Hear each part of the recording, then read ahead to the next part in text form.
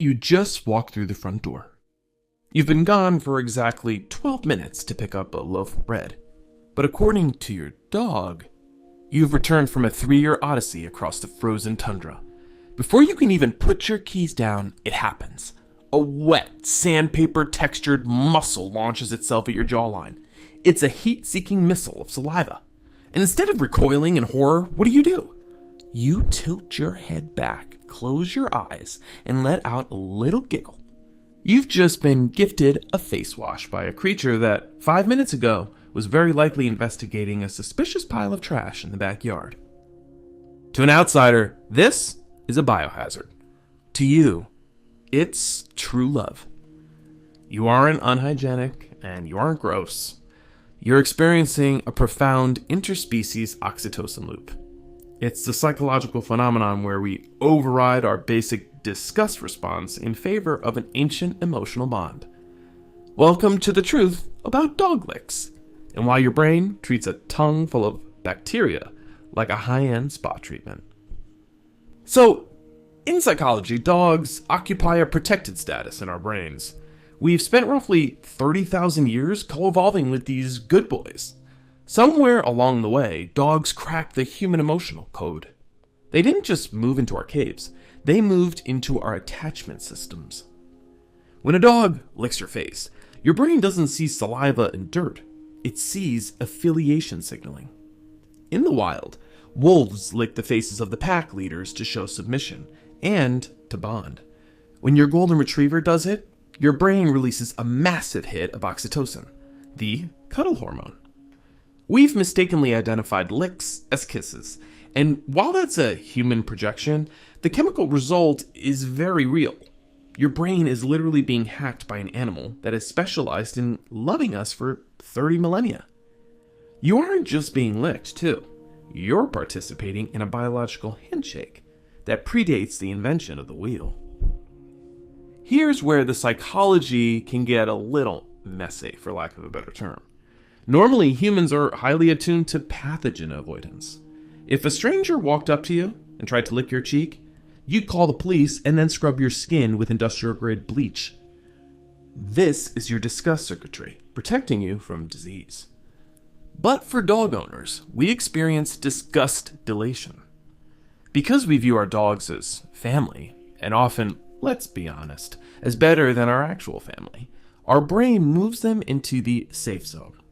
This is a classic case of in-group biased perception. Your brain takes the 100% certainty that a dog's mouth is full of microbes and treats it like a 0% threat because the emotional reward is so high. You've essentially created a psychological immune system that ignores the physical one. You aren't ignoring the germs. Your brain is just convinced that love bacteria doesn't count. It's a self-fulfilling prophecy of sloppy, wet affection. Now, why do we let them get away with it? It's because dogs provide something no human can: unconditional positive regard. In psychology, this is the holy grail of mental health.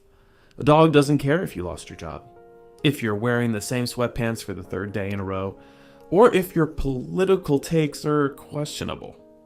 A dog is a social mirror that only reflects your best version. When they lick your face, they're validating your existence in a way that feels pure and uncomplicated.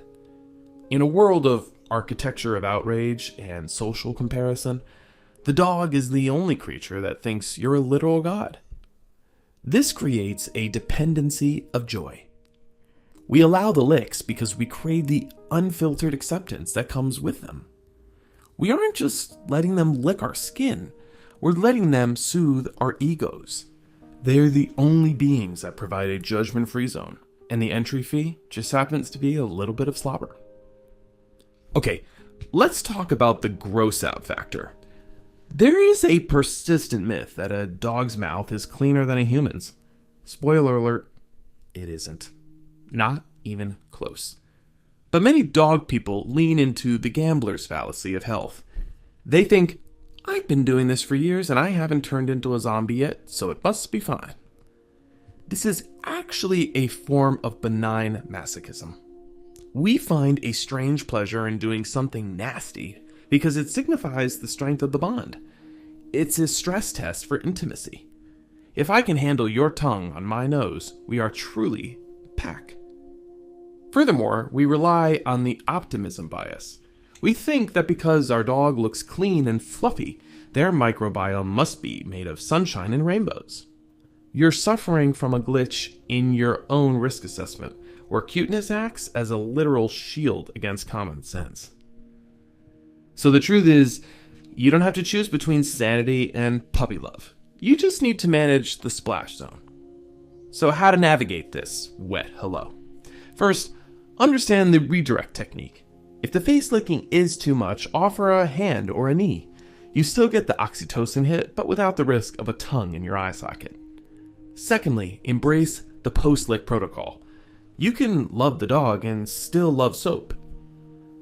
Quick face wash after the greeting ritual keeps the disgust circuitry happy without hurting the dog's feelings. Third, the health check filter. If your dog has been snacking in the yard, maybe skip the French kissing for an hour. It's about contextual awareness. And finally, use the chin scratch shield. Often a dog licks because they want attention. By getting ahead of the lick with a vigorous ear rub, you satisfy their bonding urge before they have to resort to the slurp. And here's a pro tip. Your body has incredibly sophisticated sensory integration. If you start feeling ick after a lick, that's your hardware reminding you that you are, in fact, an apex predator who should probably have boundaries. Trust your hardware. It knows where the love ends and the listeria begins. The next time your dog lunges for your forehead with a wet tongue, don't treat it like a hygiene violation. Treat it like what it is, a 30,000-year-old grand interspecies hug. We're all part of a social pack. Sometimes that pack has 2 legs, sometimes it has 4, and occasionally it has a tail that can knock over our coffee table. But it's never a reason to feel gross. Life is too short to spend it being perfectly sterile and lonely. You aren't a dirty person, you're a connected person, who just happens to have a very enthusiastic, very moist best friend. So lean in, accept the kiss, then maybe go wash your face. If this look into the slobbier side of psychology helped you appreciate your furry roommate a little bit more, hit the like button and subscribe to the channel. We've built a community here where we talk about the weird stuff humans do, especially the stuff we do for the animals we love. I'll see you on the next one. Stay bonded, and remember, keep that hand sanitizer close by.